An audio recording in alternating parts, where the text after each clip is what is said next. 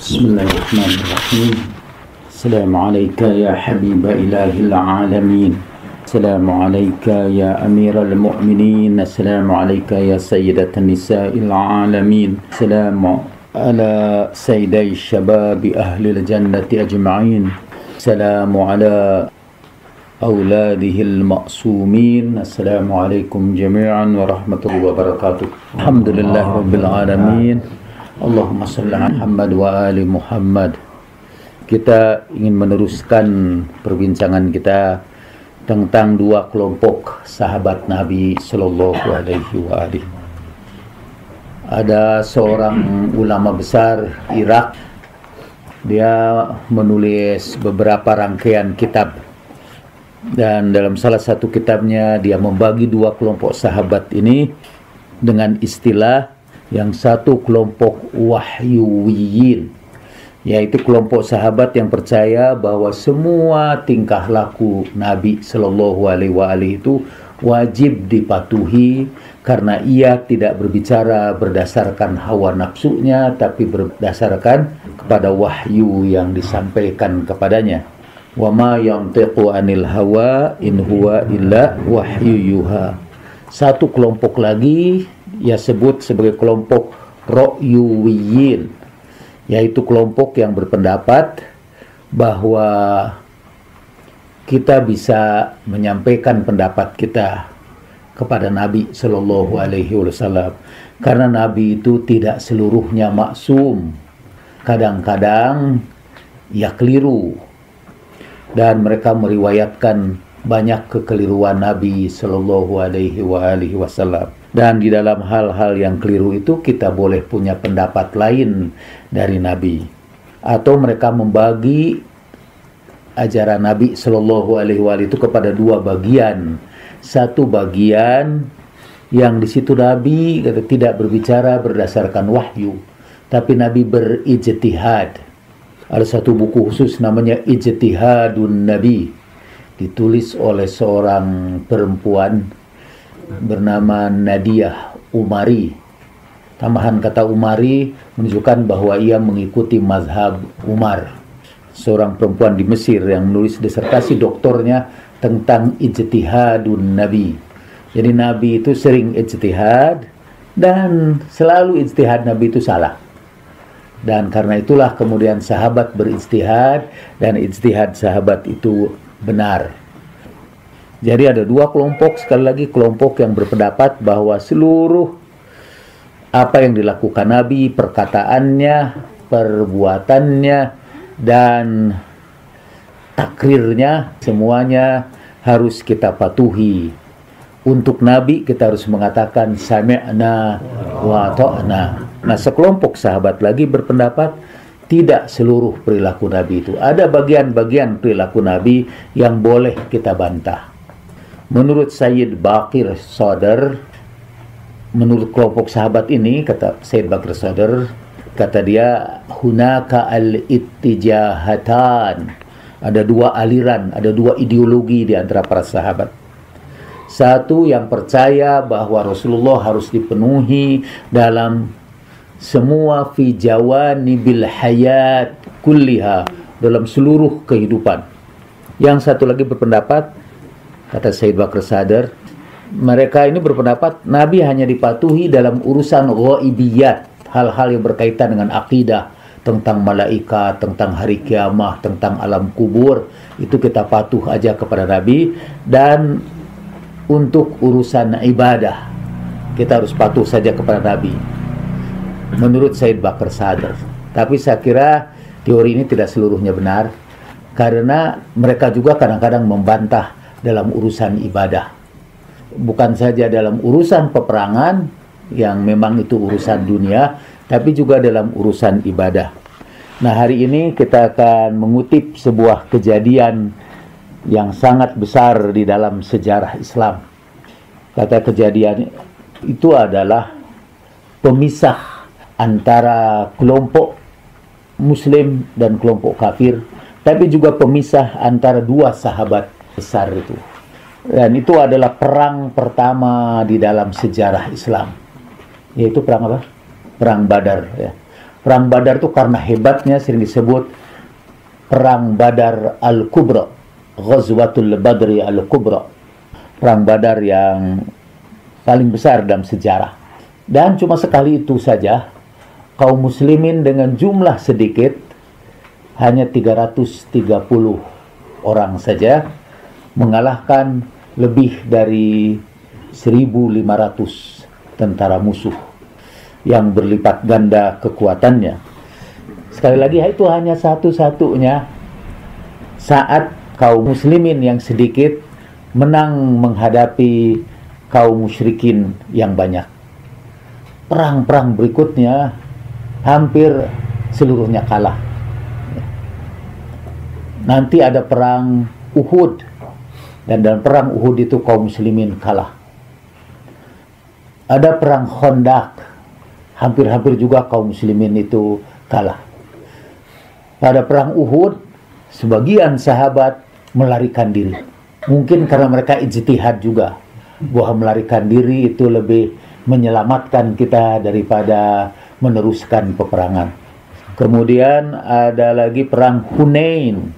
Pada perang Hunain itu perang yang kaum muslimin bahkan lebih besar daripada orang-orang musyrikin. Sekarang terbalik nih kekuatan, kaum muslimin lebih besar kaum musyrikin. Dan dalam perang itu lebih dari 1.000 sahabat melarikan diri. Mungkin juga karena ijtihadnya, bahwa melarikan diri itu akan menyelamatkan mereka.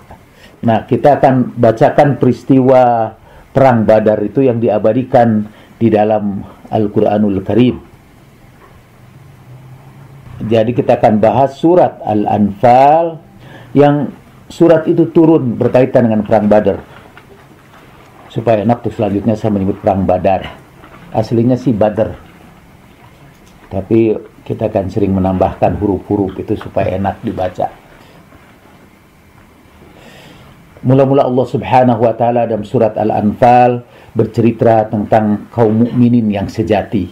Innamal mu'minuna alladzina idza dzukirallahu wajilat qulubuhum wa idza tuliyat 'alaihim ayatuhu zadatuhum imanan wa 'ala rabbihim yatawakkalun. Alladzina yuqimuna as-salata wa mimma razaqnahum yunfiqun. Ulaika humul mu'minuna haqqan lahum darajatun 'inda rabbihim wa maghfiratu wa rizqun karim. Sesungguhnya orang-orang mukmin itu ialah orang yang apabila disebut nama Allah berguncang hati mereka, apabila dibacakan ayat-ayatnya bertambah iman mereka, dan mereka pasrah sepenuhnya kepada Tuhan mereka, yaitu yang mendirikan salat dan menginfakkan sebagian dari rezeki yang kami berikan kepada mereka. Itulah kaum mukminin yang sejati, yang sebenar-benarnya mereka memiliki derajat di sisi Tuhannya, ampunan Allah dan rizki yang mulia. Itu tentang mukmin sejati. Kemudian setelah itu, kata Thomas Carlyle yang memuji-muji Rasulullah Shallallahu Alaihi Wasallam luar biasa, dia menulis buku Heroes and Heroes Worship, pahlawan dan pemujaan pahlawan, dan dia menyebut Rasulullah luar biasa. Tapi jangan suruh dia berbicara tentang Al-Quran. Dia bicara tentang Al-Quran sangat mengerikan.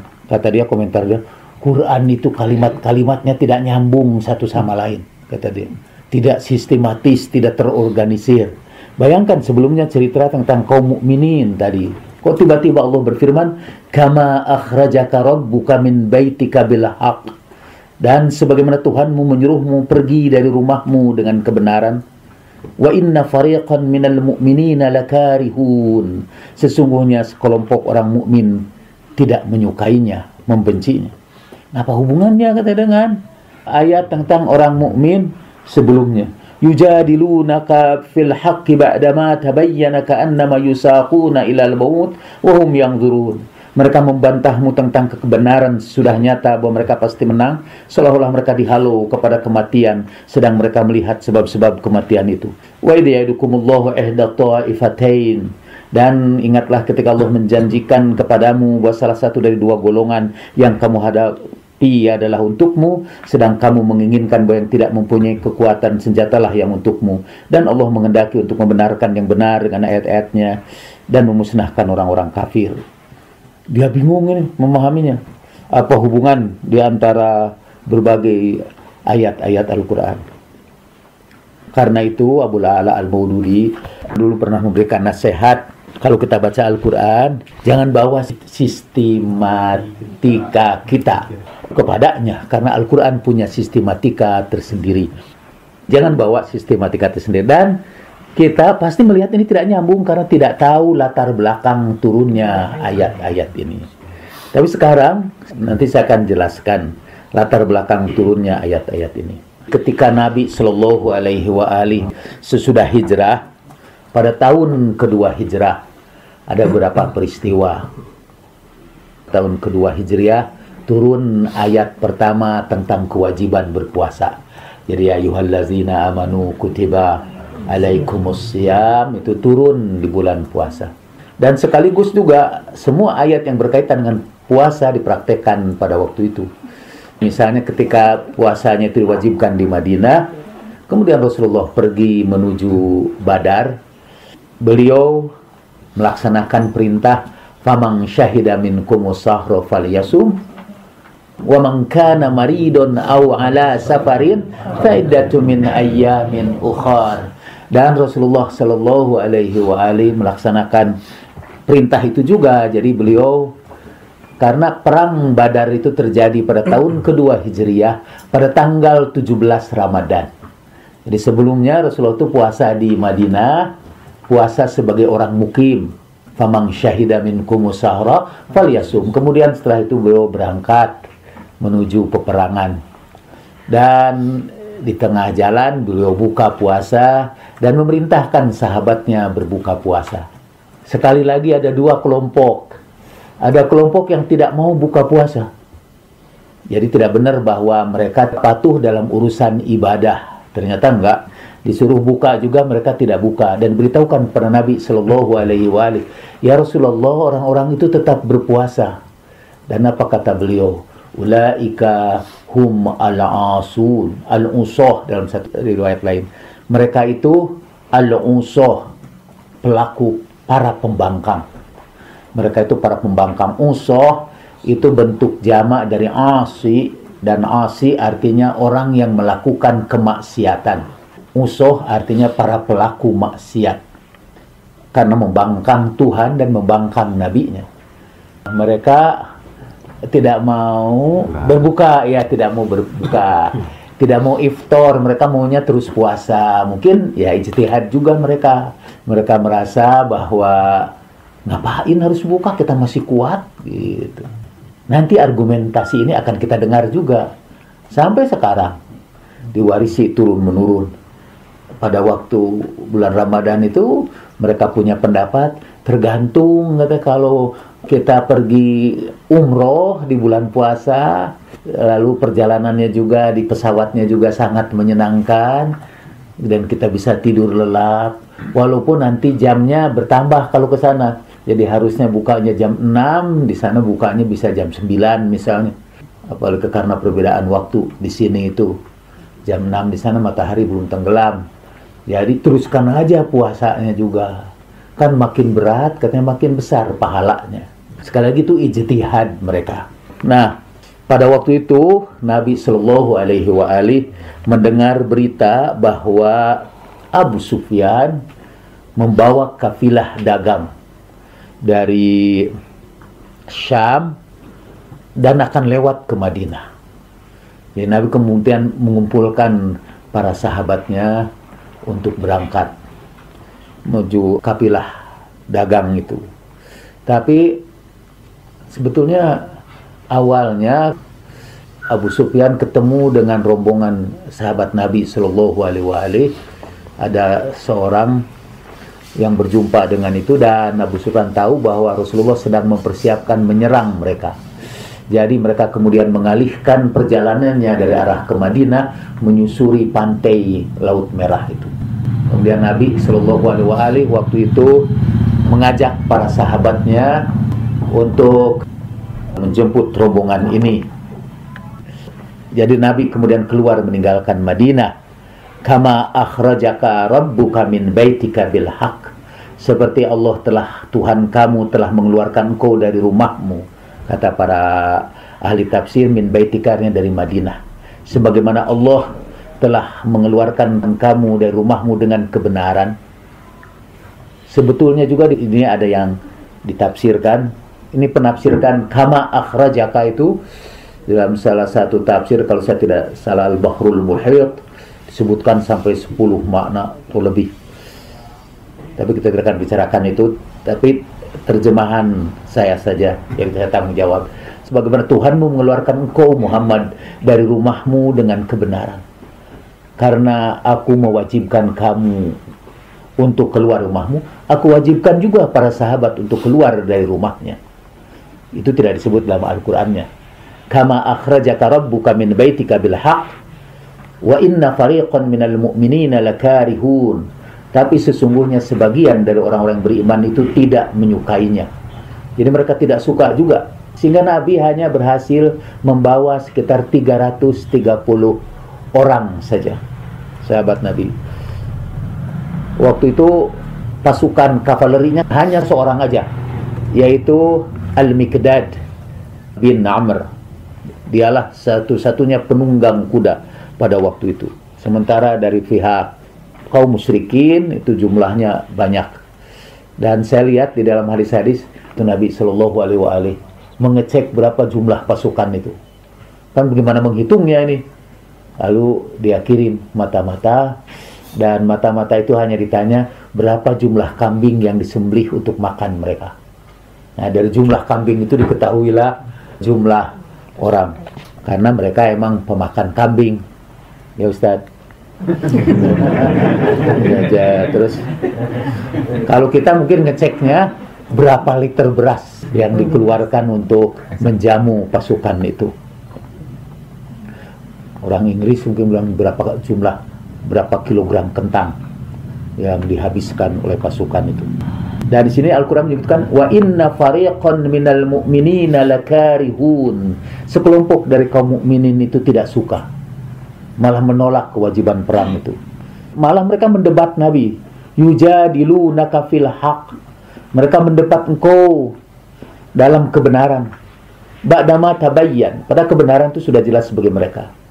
Jadi Rasulullah Shallallahu Alaihi Wasallam sampai di sebuah tempat, dan Nabi kemudian mengajak mereka bermusyawarah. Yang ikut aja nih, yang sedikit itu pun yang sedikit pun terpecah menjadi dua. Malaikat Jibril turun memberitahukan kepada Nabi Shallallahu Alaihi Wasallam bahwa Abu Sufyan karena tahu bakal diserang Nabi, dia kemudian mengirim seorang yang naik kuda memberitahukan ke Mekah supaya mereka siap mengirimkan pasukan agar melindungi kafilah dagang itu. Yang satu disebut kafilah dagang, dalam bahasa Arabnya al-'ir, dan satu lagi pasukan perang, dalam bahasa Arab disebutnya an-nafir.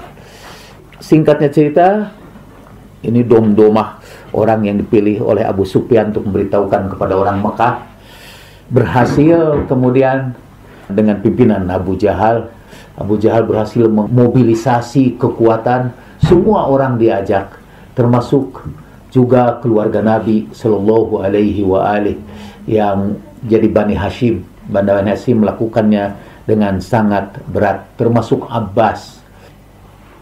Abu Jahal berhasil memobilisasi kekuatan.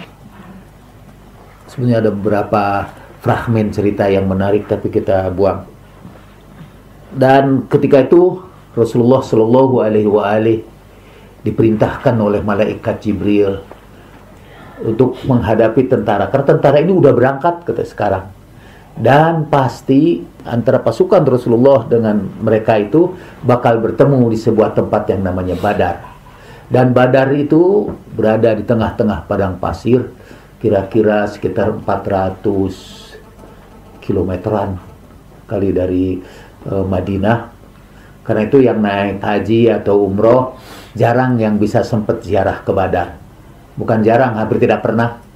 Saya yang sudah lebih dari 10 kalian haji itu, emang benar-benar sampai sekarang belum pernah berziarah ke Badar itu. Tapi supir-supir Indonesia yang kerja di Saudi itu pernah lewatlah ke Badar. Kita hanya sempat menyaksikan Uhud aja kan, karena itu dekat sekali dengan Madinah. Dalam perjalanan ke situ malaikat Jibril memerintahkan kepada Rasulullah Shallallahu Alaihi Wasallam untuk menyerang pasukan perang itu. An-Nafir, bukan Al-Air. Kemudian Nabi bermusyawarah dengan sahabat-sahabatnya. Ini juga dalil bahwa Nabi itu kadang-kadang ijtihad juga. Kalau bukan ijtihad, kenapa Nabi tanya pendapat sahabatnya? Padahal sekali lagi, sebetulnya seperti yang akan kita ketahui nanti, Nabi itu bermusyawarat itu tidak untuk mendapat pendapat mereka. Nabi hanya test case untuk menguji siapa di antara sahabatnya yang setia dan siapa yang tidak setia, siapa yang mencintai kesyahidan dan siapa yang memilih kekayaan. Kata Nabi Shallallahu Alaihi Wasallam, ini pasukan Abu Sufyan. Tapi kita baru mendengar berita bahwa dari Mekah Abu Jahal sudah datang dengan pasukan yang lengkap, dengan persenjataan yang berat, dengan jumlah yang lebih besar. Jadi menurut kalian, mana yang akan kalian pilih? Faqoma Abu Bakar, lalu berdirilah Abu Bakar.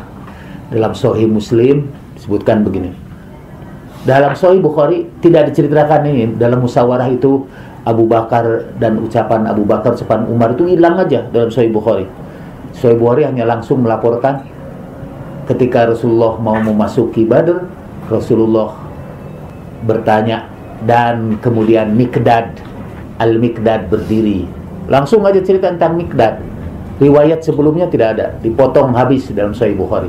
Dalam Sahih Muslim ada diriwayatkan. Dalam Sahih Muslim bunyinya begini. Rasulullah bermusyawarat dengan sahabatnya, menanyakan mau milih Ir atau Nafir. Dalam Sahih Muslim judulnya Fatakallama Abu Bakar. Lalu Abu Bakar berbicara. Fa'arada anhu, dan Rasulullah berpaling dari dia. Jadi disebutkan pembicaranya apa? Fatakallama Abu Bakar fa'arada anhu. Wa takallama Umar fa'arada anhu. Abu Bakar berbicara, Rasulullah berpaling daripadanya. A'rada itu dalam bahasa Arab itu berpaling karena tidak suka. Dalam kamus sebutkan a'rada itu bisa berarti jafa atau sodda anhu atau jafahu atau tajahala anhu.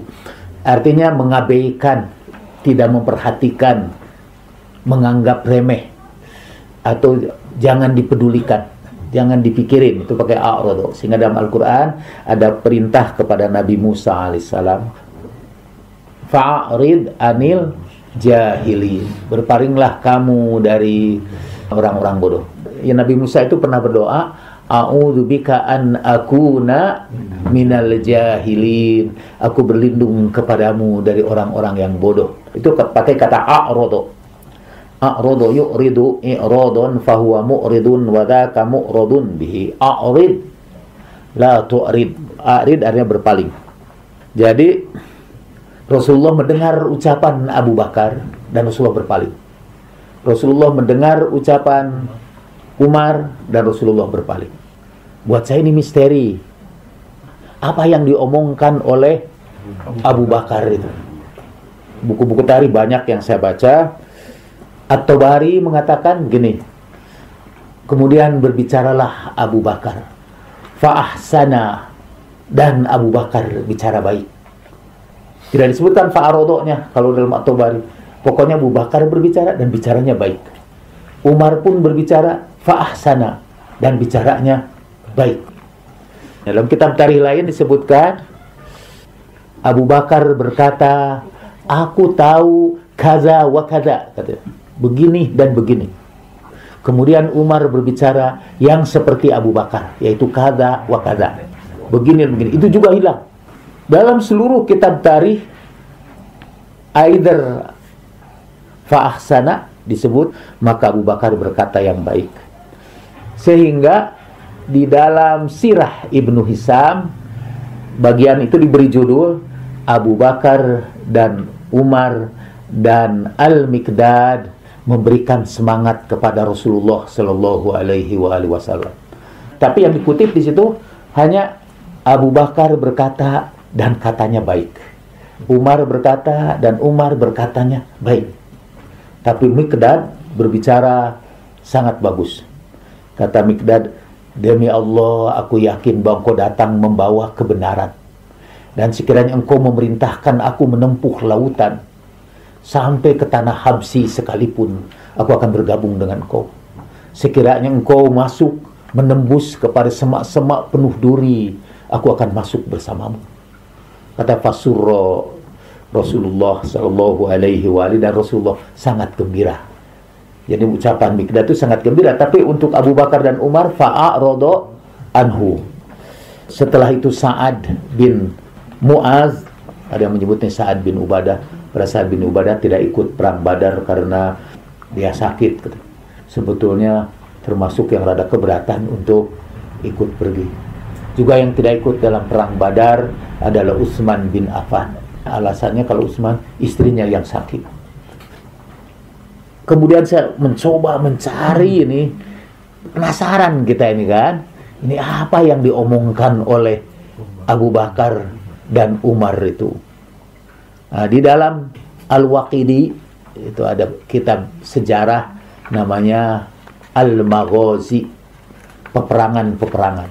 Buku itu isinya cuma peperangan aja di zaman Nabi Sallallahu Alaihi Wasallam. Penulisnya Al-Waqidi. Kalau saya tidak salah orang Mesir. Karena saya pernah berjumpa pada waktu umroh di hotel, ada orang Mesir lagi ngobrol-ngobrol. Saya tanya, dan nama dia itu Al-Waqidi. Lalu saya tanya, apakah itu Al-Waqidi penulis Al-Maghazi itu orang tua Anda? Kata, betul, kata dia. Ana aftakhiru, saya bangga karena ayah saya itu bukan ayahnya, mungkin dipisahkan sekitar 900 tahun. Tapi kan anaknya bangga. Itu memang penulis sejarah itu orang tuaku. Sehingga dia namanya sampai sekarang jadi semacam kabilah sendiri di Mesir, Al-Waqidi itu. Kelak sekian tahun kemudian ini sekitar 80% Indonesia itu pengikut Ahlul Bait. Dan diantaranya ada ustadz yang ujungnya Rahmat. Seorang tanya, ini Jalaluddin Rahmat yang menanamkan benih Ahlul Bait di negeri ini, kakek Anda? Cucu-cucu saya akan berkata dengan bangga, yes, I'm proud of him. Cuma tidak pakai bahasa Arab sekarang. Bicara tentang diri sendiri, jadi kita pindah lagi. Itulah dimaksud dalam Al-Quran, yujadilunaka fil haqq ba'dama tabayyana. Mereka mendebat kamu tentang kebenaran setelah jelas bahwa mereka itu akan menang. Nabi Sallallahu Alaihi Wasallam memberitahukan bahwa mereka bakal menang. Nanti kita ceritakan selanjutnya. Apa yang dikatakan oleh Abu Bakar waktu itu? Ya Rasulullah, kata, innaha Quraisyun wa khuyala'uha ma dhallat munzu azzat. Ya Rasulullah, itu yang datang itu orang-orang Quraisy dengan segala kebesarannya, dengan segala keagungannya. Mereka tidak pernah mengalah setelah mereka perkasa. Disebutkanlah bahwa ya kira-kira maksudnya tidak usah dilawanlah mereka itu. Mendingan kita serang itu kafilah dagang aja. Simpang jalan itu apa, kafilah dagang atau pasukan perang? Kata Abu Bakar, mending kafilah dagang aja. Karena beratlah melawan pasukan Quraisy yang azzat itu, mazallat munzu azzat, dan mereka tidak akan pernah mengalah. Jadi kita lawan aja kafilah dagang. Dan kata Rasulullah, fa'arada anhu, Rasulullah berpaling daripadanya. Nah itu pun dilalah kersaning Allah saya temukan dalam Al-Waqidi, dalam Al-Maghazi. Seluruh kitab tafsir, karena ini menjelaskan ayat Al-Quran ini, seluruh kitab tafsir Ahlu Sunnah kecuali satu, seluruh tafsir Ahlu Sunnah mengatakan bahwa yang disebut itu Abu Bakar berbicara dan bicaranya bagus, Umar berbicara dan Umar bicaranya bagus. Saudara cek di dalam Google pada Perang Badar dalam bahasa Indonesia, lalu ada cerita tentang Perang Badar, dan di situ diceritakan Abu Bakar berbicara yang sangat membahagiakan hati Nabi. Dukati mana itu? Ya. Sangat membahagiakan hati Nabi. Mungkin terjemahan dari fa'ahsan, lalu bicaranya baik. Seluruh tafsir menyebutkan itu, kecuali, dan ada orang menduga bahwa itu juga mungkin tafsir bukan tafsir Ahlus Sunnah, karena menyebutkan apa yang diucapkan oleh Abu Bakar itu.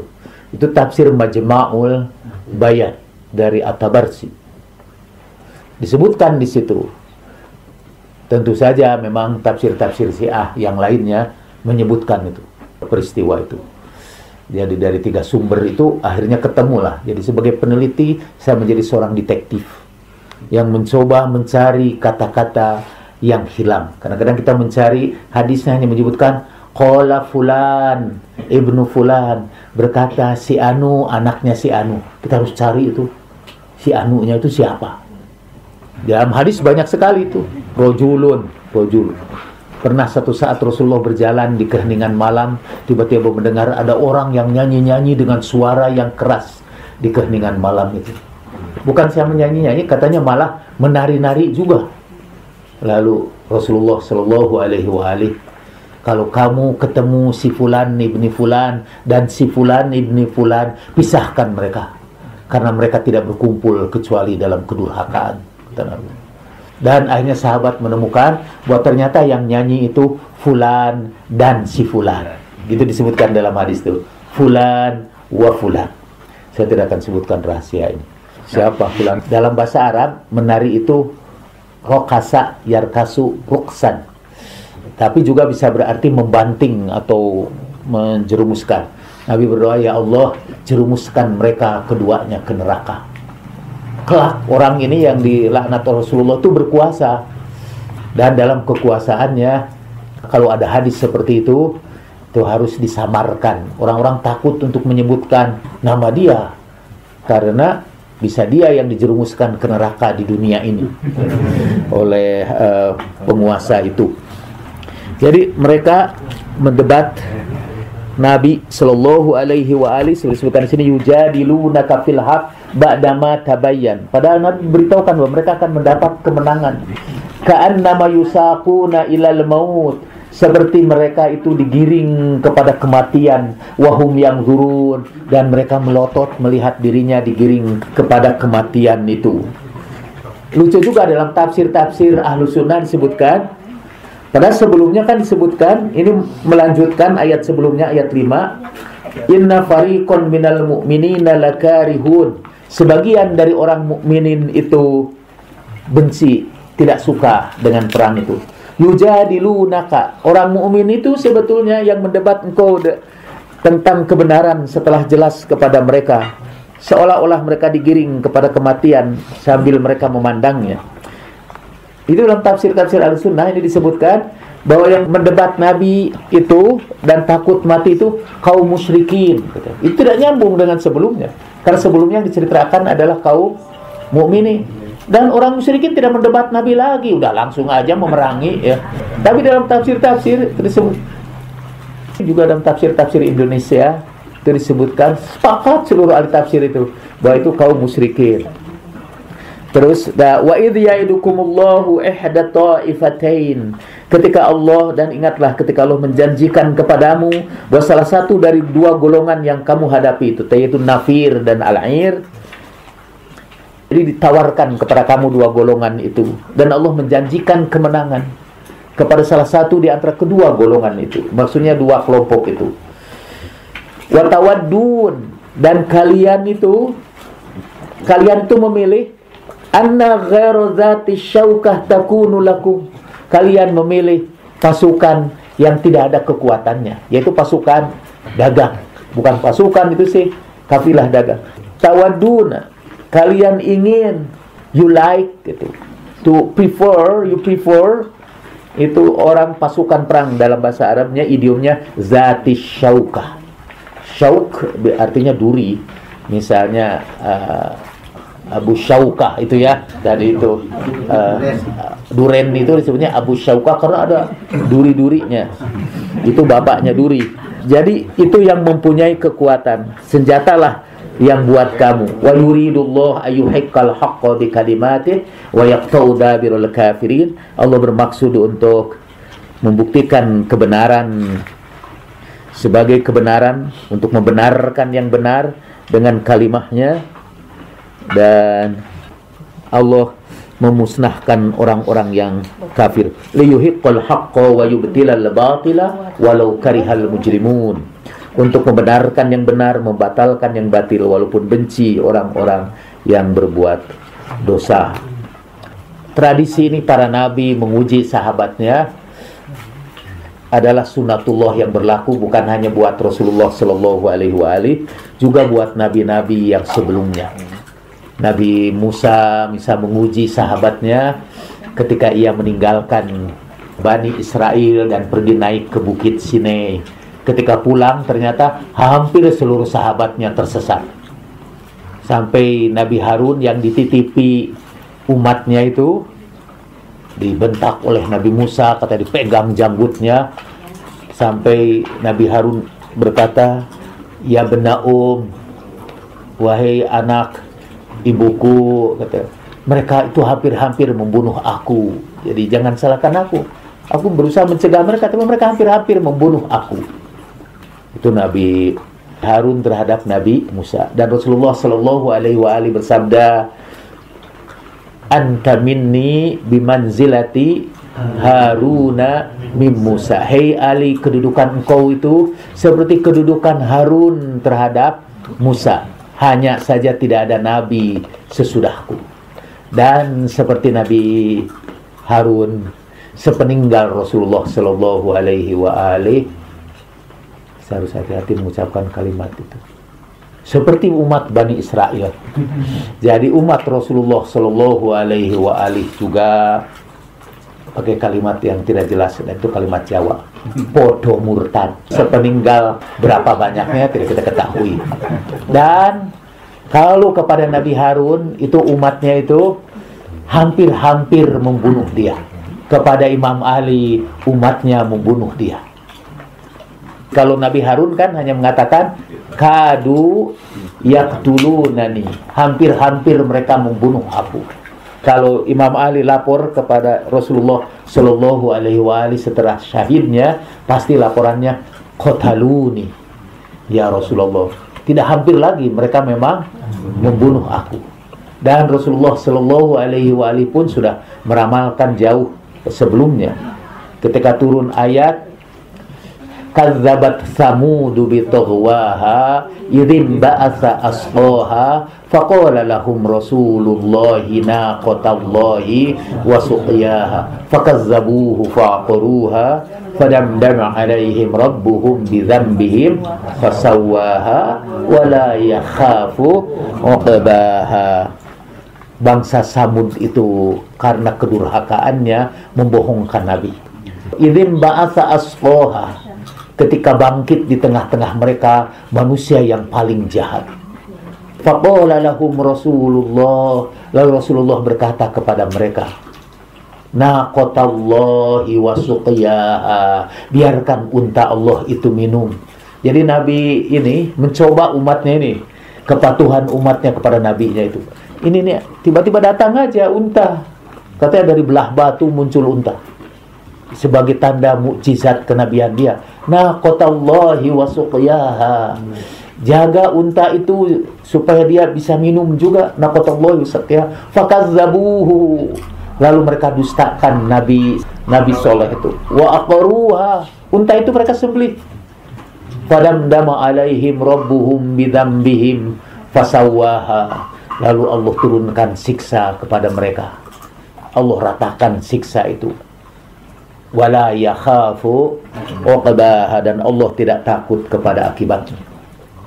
Nah, waktu turun ayat ini Rasulullah Shallallahu Alaihi Wasallam terisak-isak menangis. Kemudian ia berkata, tahukah kalian, kata Rasulullah kepada para sahabatnya, yang membunuh unta Samud adalah ashqal awwalin, orang yang paling jahat pada umat terdahulu. Dan tahukah kamu siapa ashqal akhirin, yang paling jahat dari umat yang kemudian, maksudnya umat Islam ini. Allah dan Rasulnya lebih tahu. Dan Rasulullah Shallallahu Alaihi Wasallam bersabda, Ashqal akhirin, yang paling jahat dari umat yang terakhir ini adalah yang membasahi janggut Ali dengan darahnya, yaitu orang yang akan menebas Imam Ali. Dulu bangsa Tsamud melawan perintah nabinya dan Allah turunkan siksa kepada mereka. Fasawwaha, dan siksanya merata.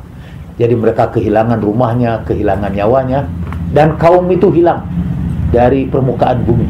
Lalu apa hukuman terhadap umat yang membunuh Imam Ali yang diwasiatkan oleh Rasulullah Sallallahu Alaihi Wasallam? Umat itu tidak dibinasakan, tidak dihancurkan.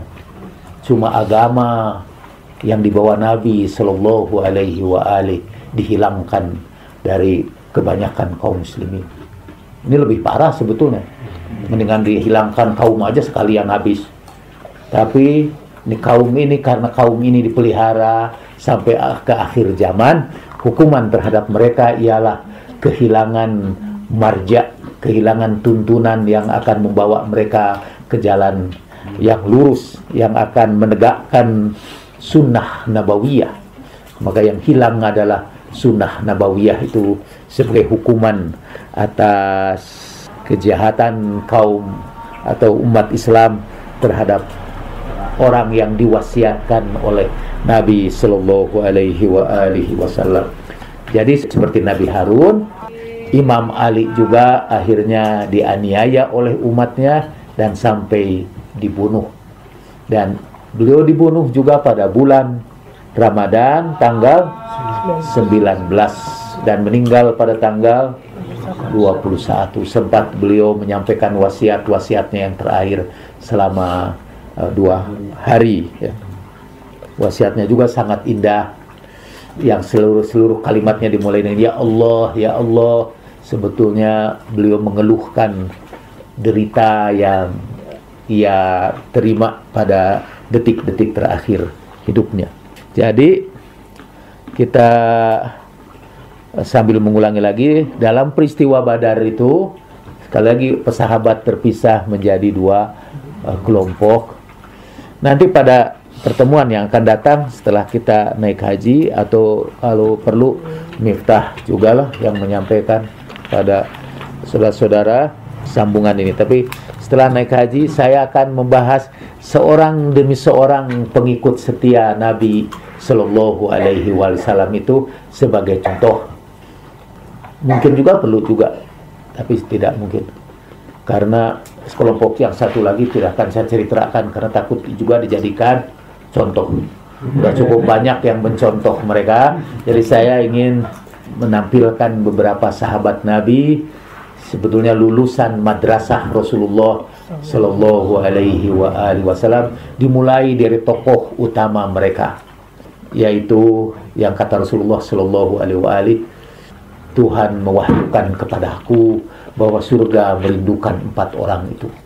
Dan itu yang akan kita ceritakan orang-orang yang dirindukan oleh surga di antara para sahabat Nabi. For your information, 4 sahabat Nabi itu tidak ada yang masuk 10 orang yang dijamin masuk surga. Padahal Nabi sendiri mengatakan bahwa surga merindukan mereka. Hari itu benar-benar dijamin itu. Tapi dia tidak masuk dalam catatan 10 orang yang dijamin masuk surga. Tapi bukan itu saja, kan Sayyidah Fatimah juga tidak masuk yang dijamin masuk surga. Imam Hasan dan Imam Husain juga 2 sahabat itu tidak dijamin masuk surga.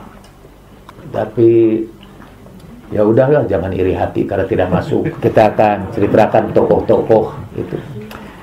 Untuk mengingatkan saudara sekali lagi sambil mengulangi, kan ada beberapa perbedaan antara kelompok yang satu dengan kelompok yang kedua itu. Kalau masih ingat, perbedaan pertama apa?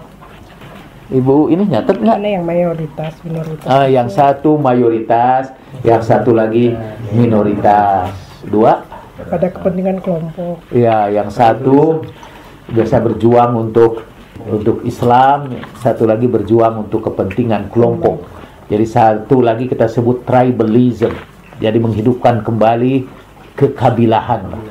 Jadi Islam Qabali, Islam yang berdasarkan kepada tribalism, dan satu lagi Islam yang didasarkan kepada kecintaan kepada Rasulullah Shallallahu Alaihi Wasallam. Terus menggunakan kekerasan ya.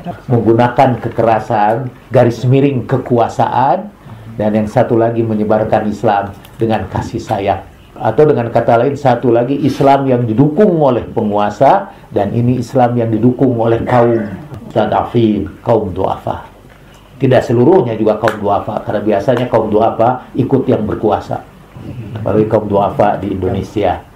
Diperlukan duafa yang akwiya, duafa yang kuat dari segi keimanan. Terus apa lagi? Yang pemimpinnya dipilih umat, yang satu Rasulullah. Yang satu lagi pimpinannya dipilih umat, tidak selalu dipilih, kadang-kadang dengan kekuasaan juga, milih sendiri. Tapi yang penting dipilih oleh manusia. Yang satu dipilih Tuhan melalui pilihan Rasulullah Sallallahu Alaihi Wasallam. Sudah seberapa? Sudah 4. Yang kelima yang sekarang kita bicarakan, kelompok yang satu mempercayai ismah Nabi secara mutlak. Ismah ialah bahwa Nabi tidak pernah bersalah. Kelompok yang satu lagi percaya bahwa Nabi itu ismahnya relatif. Jadi percaya kepada ismah Nabi yang nisbi. Maksudnya Nabi itu hanya ismah dalam urusan tadi itu ibadah dan hal-hal yang gaib. Itu pun tidak konsisten. Karena kadang-kadang Nabi juga salah dalam urusan ibadah. Misalnya nyuruh buka ketika kita masih kuat gitu. Kemudian yang satu lagi percaya kepada Nabi dalam ismah mutlak. Oke. Betulnya bagian pengajian kita yang sekarang bisa dirumuskan juga dalam kata-kata lain. Kelompok satu menganggap bahwa Nabi bukan hanya sekedar manusia biasa. Nabi manusia biasa plus. Memang beliau berkata bahwa innama ana basyarun mithlukum. Cuma ayat berikutnya itu harus disambungkan. Innama ana basyarun mithlukum yuha ilayya. Jadi aku ini memang manusia seperti kamu, tapi aku ini diberi wahyu. Jadi dia hanya manusia itu sama dengan kita secara basyariah saja. Karena itu disebutkan innama ana basyarun mithlukum. Tidak innama ana insanun mithlukum. Beliau secara basyariah sama dengan kita. Saya pernah mengatakan bahwa basyar itu biasanya merujuk kepada dimensi fisik dari diri Nabi Sallallahu Alaihi Wasallam. Seperti orang melihat kecantikan, ketampanan Yusuf. Itu ketampanan itu disebut segi-segi basyariah, bukan segi-segi ruhaniyah, bukan segi-segi insaniah. Karena basyar itu penampilan fisik, seperti dalam kisah Nabi Yusuf ketika perempuan-perempuan itu menonton kecakapan Yusuf dan terpesona.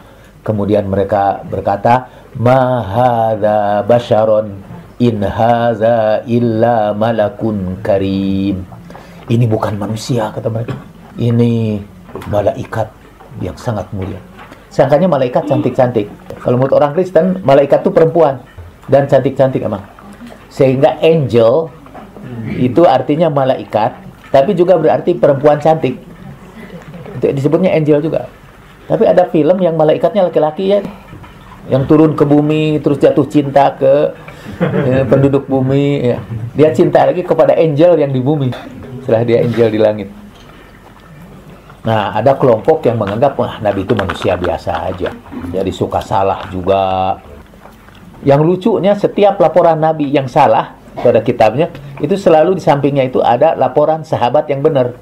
Jadi ketika Nabi ijtihad itu pasti Nabi itu salah. Dan sahabat itu yang benar. Dikumpulkan itu kesalahan Nabi dan kebenaran sahabat.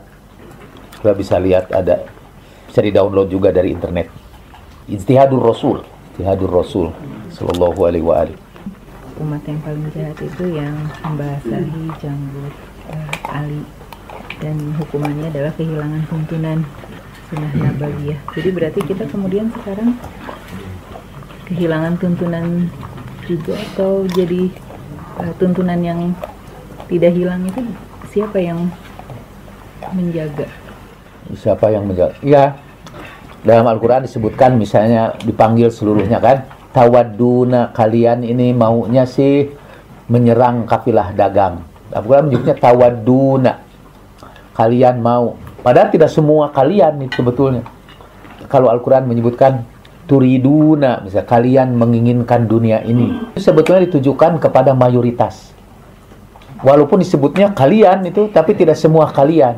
Ada sekelompok kecil. Jadi seperti di Badar itu juga ada sekelompok kecil yang setia kepada Nabi Shallallahu Alaihi Wasallam. Saya tidak melanjutkan itu ucapan itu setelah tadi Miqdad berkata, kemudian disusul oleh Sa'ad bin Mu'ad. Kata Sa'ad bin Mu'ad, ya Rasulullah, engkau telah datang kepada kami membawa kebenaran dari Tuhan kami, dan kami tidak punya pilihan kecuali untuk mendengarkan perintah kamu dan mentaatimu.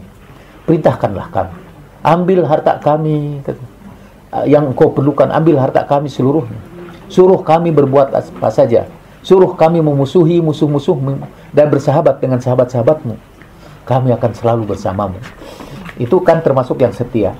Nah ini juga kalau secara keseluruhan agama ini sebetulnya hilang, yang dimaksud itu mayoritas. Ada sekelompok kecil yang terus mempertahankan agama ini. Emang ini udah sangat subjektif nih pengajianku. Lalu udah jelas saya memilih kelompok kecil ini. Sekiranya saya berada dalam sebuah barisan panjang dan saya yang paling ujung di situ itu, nggak apa-apa. Daripada barisan yang lebih panjang lagi dan kita di depannya. Lebih baik jadi ekor kaum mukminin daripada penghulu kaum kafirin, kan? Itu udah jelas. Jadi masih ada Bu sampai sekarang kelompok kecil yang berusaha menyelamatkan. Hukuman itu hanya ditimpakan pada kelompok besar saja. Konon juga ini nanti satu saat kelompok kecil itu pada akhirnya menang. Seperti dalam cerita wayang kan. Pada akhirnya yang benar itu akhirnya menang juga. Tapi itu ketika dalang mau selesai. Kalau sudah selesai ini, itu mau dimasukkan ke kotak, barulah kita ketahuan Arjuna akhirnya menang. Tapi setelah lebih dahulu disiksa, dianiaya. Tapi itu menurut cerita pewayangan yang ada pada kita. Kalau cerita Mahabharata, enggak juga. Akhirnya Pandawa juga kalah juga lah. Satu demi satu berguguran. Sehingga dalam cerita Mahabharata yang sebenarnya, enggak ada yang menang. Mungkin itu lebih realistis ketimbang cerita kita. Tapi pada akhirnya katanya, dalam Al-Quran disebutkan yuriduna liyutfi'u nurallahi biafwahihim wallahu mutimmu nurihi walau karihal kafirun musyrikun. Di dalam surat Sof, Pak Ade kan ikut menghafal oge yuriduna liyutfi'u nurallah, mereka bermaksud memadamkan cahaya Allah dengan mulut-mulut mereka, dengan dongeng-dongeng mereka padamkan cahaya Allah. Tapi Allah akan menyempurnakan cahayanya walaupun benci orang-orang kafir atau orang-orang musyrik. Itu dalam surat Sof. Jadi kelompok kecil ini pada akhirnya mereka akan menyalakan lilin-lilin kecil itu. Mungkin lilin itu bertambah banyak, tapi tetap aja sedikit. Namanya juga lilin-lilin kecil. Aja lilin-lilin kecil. Itu bisa terjaganya seperti apa? Karena kan katanya semua orang takut untuk menceritakan yang sebenarnya. Iya. Sehingga siapa yang menjaganya sehingga kemudian sampai sekarang? Yaitu kalau kita lihat aja contohnya, kata Imam Syafi'i, keutamaan Imam Ali disembunyikan orang, disembunyikan oleh musuh-musuhnya karena kebenciannya, dan disembunyikan oleh para pecintanya karena ketakutannya. Jadi baik pecinta maupun musuhnya berusaha menyembunyikan keutamaan Imam Ali. Tapi ajaibnya hadis-hadis tentang Imam Ali terkumpul dalam sebuah buku yang sangat tebal. Aneh sampai sekarang kita akan menemukan hadis-hadis tentang keutamaan Imam Ali yang berusaha disembunyikan itu. Jadi menurut saya kalau ditanya siapa itu yang menyelamatkan, ya Allah Subhanahu wa Ta'ala. Yang kedua, ada tangan-tangan Tuhan dalam bentuk orang-orang yang mengorbankan darah dan air mata mereka, tears and blood, untuk menyelamatkan ajaran agama ini. Kadang-kadang terpaksa mereka harus pura-pura dulu, atau kalau ketahuan yang mereka terpaksa dihukum. Katanya ada guru Umar bin Abdul Aziz, itu dari keturunan dinasti Umayyah yang bikin agama baru itu. Jadi satu saat mereka itu kalau mereka saling memaki di antara mereka di zaman itu, mereka panggil Ali, hei si Ali gitu. Jadi untuk memaki itu seperti kita manggil PKI ya, gitu. Nah itu PKI-nya itu diganti dengan Ali. Dan ketika gurunya mendengar itu, kata Umar bin Abdul Aziz mendekati dia dan gurunya memalingkan wajahnya, fa'aradu anhu, dan dia terus saja sholat, ibadah, dan dia sudah merasa pasti ini ada apa-apa dengan guru. Akhirnya dia diberitahukanlah, tahu kamu siapa Ali yang kamu maki-maki itu? Dialah, kalau tanpa pedang dia tidak akan berdiri agama ini. Yang di atas mimbar-mimbar yang dia tegakkan kalian berkhutbah. Kalau tidak salah, dia kemudian bercerita, dilaporkan waktu itu bapaknya lagi khutbah, dan seluruh khutbahnya itu kalau di ujung itu memaki-maki Imam Ali. Inna abaturom qad sadda an sabili. Bapaknya itu orang yang fasih berbicara, tapi kalau sampai mengutuk Imam Ali, dia jadi kikuk lah. Lalu ketika Umar bin Abdul Aziz tanya, jadi ayahnya pasti Abdul Aziz ya. Umar bin Abdul Aziz tanya sama bapaknya, kenapa bapak tiba-tiba jadi keluh lidah bapak? Kamu tahu, kata, bagaimana aku harus memaki seorang gitu yang paling berjasa terhadap Islam. Ya kenapa kalau begitu Anda harus memakinya? Sebab kalau mereka tahu siapa Ali ini orang-orang di sekitar kita tahu, kita akan kehilangan kekuasaan kita. Kalau tidak salah, orang ini kemudian dihukum, dia digunting lidahnya karena memberitahukan tentang Imam Ali. Ada seorang periwayat hadis namanya Mu'arqab. Mu'arqab itu artinya orang yang diputuskan. Sini ini kaki itu, ini ada otot yang paling kuat itu otot itu namanya urqubah. Itu otot itu diputuskan, dikerat sampai dia lumpuh. Alasannya karena dia dipanggil, dia periwayat hadis, dipanggil oleh penguasa untuk melaknat Imam Ali. Bukan banyak meriwayatkan hadis-hadis. Sekarang kamu laknat Imam Ali sallallahu alaihi. Dan dia tidak mau, dipotong waktu itu juga, dan robohlah dia sampai meninggal dunianya juga dia dalam keadaan seperti itu. Atau pernah satu saat orang takut meriwayatkan ini tentang Imam Ali, lalu ada tukang dagang kurma namanya Maisam, tapi karena dagangnya kurma dia disebut Maisam At-Tamar. Sambil jualan kurma, dia bagi-bagikan kurma itu. Setiap kali orang, kalau kamu mau dapat kurma ini, dengarkan dulu hadis tentang Imam Ali. Dia bacakan, akhirnya disuruh, dibungkam, dan kalau tidak salah, akhirnya dia disalib ya. Disalibkan, maksud dihukum, disalib. Dosanya karena meriwayatkan tentang Imam Ali. Mungkin kita heran. Enggak usah heran. Sekarang juga, saya banyak diserang di mana-mana itu. Dan rupanya serangan terhadap saya itu di pengajian, sampai pengajian-pengajian di kampung. Yang tidak saya duga, saya populer sekarang ini, alhamdulillah. Ya, sekarang-sekarangnya di mana-mana. Kemarin kakak istri saya, Wak Atis, menghadiri pengajian di sana. Tiba-tiba orang yang ngajinya itu, ustadznya mengatakan, Jalaluddin Rahmat itu. Wak Atis itu tidak tahan, baru sebut Jalaluddin Rahmat, langsung dia teriak mungkin bangga. Nanti pun adik. Dan orang itu akhirnya tidak melanjutkan pembicaraan. Jadi hanya menyebut aja kalimat itu. Mungkin dia mau cerita, tapi kalau ternyata ada kakaknya di situ, sampai katanya istrinya menegur, padahal biarkan dulu. Kita ingin tahu apa yang dia bicarakan. Gitu. Terus Ami ini, jadi itu hanya sampel yang ada aja. Ami itu punya mertua, itu Bu Ade. Suatu saat dia bagi-bagikan ceramah saya tentang perempuan, tentang keutamaan perempuan, anak perempuan di dalam Islam. Dan dia merasa bagus. Itu waktu perkawinan Ami. Jadi sebagai mertua dia bagi-bagikan. Katanya beberapa hari setelah itu jamaahnya tidak mau menegur dia, tidak mau menyapa dia. Jadi kalau lewat itu semua memalingkan mukanya. Abbasat wa tawallat anja'ahu Ibu Ade. Jadi selidik punya selidik, katanya dianjurkan oleh gurunya supaya menjauhi ini Ibu Ade, karena Ibu Ade itu udah jadi Syiah dan dia sudah tersesat. Dan Ibu Ade bingung karena tidak tahu apa kesesatannya itu. Nah sekarang katanya dia sudah ikut juga pengajian menurut berita tadi.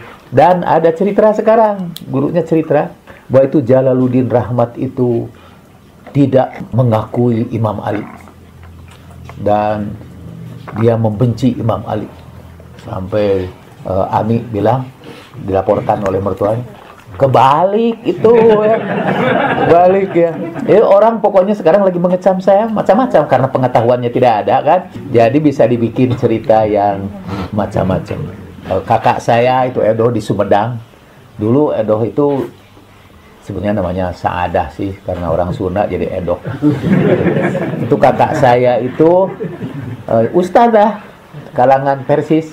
Tiba-tiba dia dengar ada Ustadz Persis dari Bandung bercerita kepadanya bahwa ini Pak Jalal itu, Jalaluddin Rahmat itu, kalau datang bulan Asyura, bawa jemaahnya ke kebun tebu yang sudah ditebas. Dan mereka berguling-guling di kebun tebu itu sampai penuh darah. Nah, itu kakak saya tentu, kok saya tidak tahu itu? Ya, bahwa kakak saya suka begitu. Gitu. Ya karena ibu sih kan berapa kali ibu itu datang ke rumah dia ya mungkin tidak setiap hari, iya mungkin pada hari ketika ibu tidak datang katanya mereka melakukan itu. Sekarang kakak saya ikut asuruan juga dan tidak pernah melihat itu. Jangankan orang-orang yang tadi mencintai Imam Ali di kala kekuasaan ini, kita aja sekarang itu kalau berusaha untuk bercerita tentang Imam Ali, kita akan menjadi sasaran kecaman, cemoohan, mungkin serangan. Di Sampang kan udah diserang, Bondowoso udah diserang, Pasuruan itu diserang. Seperti pesantren Bangil itu sebetulnya tidak mengajarkan Syiah, yang diajarkan biasa-biasa saja. Cuma ada berita bahwa sebagian gurunya itu Syiah dan tidak mengajarkan Syiah di pesantren itu. Diserbu setiap hari, motor, barisannya panjang, dan dari loudspeaker setiap hari di pengajian mereka diprovokasi, diinsinuasi supaya menyerang itu. Dosanya karena mereka mau bercerita tentang Imam Ali, tentang unta Rasulullah yang diwasiatkan kepada umatnya tapi kemudian dibunuh oleh umatnya. Waktu hari Sabtu saya kan datang di acaranya Pak Kiai Haji Mutar Adam. Kiai Haji Habib Hasyim Assegaf itu kan mengatakan bahwa cinta sama Islam harus cinta sama Rasulullah SAW, terus harus cinta pada keluarganya. Terus beliau mengingatkan hati-hati dengan cinta dan munafik. Kalau orang yang membenci Imam Ali itu orang yang munafik katanya. Sampai beliau memberi contoh tuh gini, misalnya beliau mencintai Pak Kiai Mutar Adam. Nah berarti keluarga Pak Mutar Adam juga beliau cintai kan. Seandainya Pak Mutar Adam itu punya kucing yang disayangi beliau, kalau kucingnya diganggu juga beliau akan membela kucing itu gitu. Pada saat itu saya berpikir gini, sebenarnya barangkali tergantung siapa yang menyampaikannya gitu. Jadi mungkin lebih kalau yang Pak Jalal ini orang marah, tapi di situ kan tidak ada yang bereaksi gitu kan misalnya gitu Ustaz. Atau juga karena Pak Mutar Adamnya ada gitu kan. Di samping itu juga Pak Nazaruddin Umar juga datang, beliau kan menceritakan, beliau sesinya tafsir tematik. Nah beliau hanya mengingatkan hati-hati dalam menafsirkan Al-Quran karena huruf Al-Quran itu kan banyak ininya gitu kan. Terus beliau juga ya mengingatkan misalnya kayak seperti ummah kata beliau kan, syaratnya ummah itu pemimpinnya harus santun, pengikutnya harus sopan gitu beliau kan. Jadi ya seperti hal kayak gitu. Tapi apakah karena udah siang ya ini gitu, jadi udah karena Pak Muhtar Adam termasuk juga jemaahnya termasuk orang yang sudah terbuka. Nggak maksudnya dari luar Ustaz. Ya walaupun ada dari luar tapi suasananya kan beda. Kalau kemarin misalnya datang orang-orang yang sudah terbuka ke Masjid Istiqomah, tapi karena yang dominan adalah ini ya pasti reaksinya juga beda lah. Kadang-kadang sebuah pertemuan itu katanya ada filosof Prancis ini namanya Althusser. Kata Tuse, kalau kita berada dalam sebuah kumpulan, walaupun kita yang mengatur kumpulan itu, kita juga diatur oleh kumpulan itu. Jadi kalau kita sudah berada dalam sebuah crowd, sebuah jemaah, perilaku kita juga diatur oleh jamaah. Kita juga bisa ngatur. Guru itu, kalau masuk kelas, dia seperti ngatur kelas, tapi dia juga diatur oleh kelas itu. Kelas itu akan menentukan aturan dia. Gak mungkinlah guru itu misalnya menjerit-jerit di sekolah. Walaupun dia sedih luar biasa. Itu ada aturan main. Tidak pantas guru menjerit-jerit di kelas gitu. Nah ini mungkin juga suasana itu. Suasananya memang suasana keterbukaan. Tapi Miftah juga pernah. Tapi Ustaz Miftah ditanyain juga agak keras ya Ustaz Miftah. Ditanya. Ustaz Miftah. Nah seperti tadi itu. Baru disebut nama bahwa saya kakaknya itu udah berhenti. Ada orang misalnya mau maki-maki saya, kemudian saya muncul, saya percaya dia berhenti. Dia berhenti. Misalnya, wah menjelaskan kesesatan saya, tiba-tiba saya muncul aja di situ. Udah berhenti deh. Udah bakal. Bukan karena takut kepada saya. Pasti dia memiliki kekuatan. Karena ya itu lidahnya jadi keluh aja. Itu di pimpinan pusat Muhammadiyah di Menteng diadakan acara penghujatan terhadap Syiah. Buat saya ini istimewa karena biasanya Muhammadiyah sih tidak ikut rame-rame. Umumnya malah ya selain kita tidak menyebut orang-orang tertentu lah. Tapi Muhammadiyah jarang. Muhammadiyah itu lebih terbuka. Jadi saya tadinya mau datang. Saya percaya kalau saya datang itu berhenti itu yang menghujat. Ya. Tapi ya, kita kirim aja yang merekam acara itu. Dan Pak Yunahar Ilyas gitu ya, salah seorang ketua Muhammadiyah itu pernah berangkat bersama saya ke Timur Tengah, diutus oleh SBY waktu itu untuk mendamaikan Sunni dan Syiah di Timur Tengah. Sekarang Pak Yunahar Ilyas tiba-tiba menyerang Syiah. Saya tidak datang karena saya percaya kalau saya datang berhenti itu, mungkin Pak Yunahar Ilyas akan berhenti. Malu juga bangsa jadi utusan pemerintah untuk mendamaikan Sunnah Syiah di Timur Tengah. Sekarang di sini malah memprovokasi Sunnah dan Syiah lagi, kan pasti berhenti paling tidak. Tapi adanya orang aja yang diutus sama saya, tahu dia untuk hadir merekam itu udah berubah pembicaraannya. Bahkan Pak Yunahar Ilyas dalam rekaman itu menyebutkan kalau Syiahnya Pak Jalaluddin itu nggak apa-apa, kata Syiahnya masih berdasarkan Quran dan Sunnah. Jadi kan Muhammadiyah juga dasarnya Quran dan Sunnah. Ini juga ada Syiah yang berdasarkan Quran dan Syiah. Itu Syiahnya yang Muhammadiyah. Karena saya kan orang Muhammadiyah juga. Terus juga ada di situ pimpinan ketua pemuda Muhammadiyah. Dia berkata, orang Syiah itu katanya menguasai Quran dan hadis. Karena itu jangan sekali-kali berdebat mereka katanya dengan Al-Quran dan hadis. Kalian bahkan jadi Syiah katanya kalau debat sama mereka gitu. Itu kata ketua. Jadi sebaiknya hindarilah berdebat dengan Syiah.